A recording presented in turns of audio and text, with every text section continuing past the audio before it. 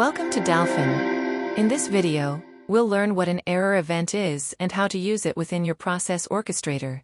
An error event is a Process Orchestrator block that allows you to display meaningful error messages to users when certain conditions are not met. Instead of allowing a process to continue incorrectly, the error event stops the Process Orchestrator and provides clear feedback. This helps maintain data accuracy and improves the user experience.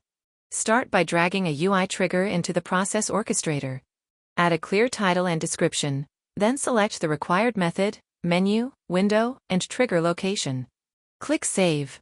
Next, drag the error event from the Block Events section into the Process Orchestrator. Provide a suitable title and description. Now configure the error message. You can define the message in 3 ways. Enter a static message. Select a variable. Use data carry from previous Process Orchestrator nodes. Choose the option that best fits your Process Orchestrator logic, then click Save. Connect the Process Orchestrator components and click Publish to activate it. With the error event, you can handle issues clearly and provide immediate feedback to users. Thank you.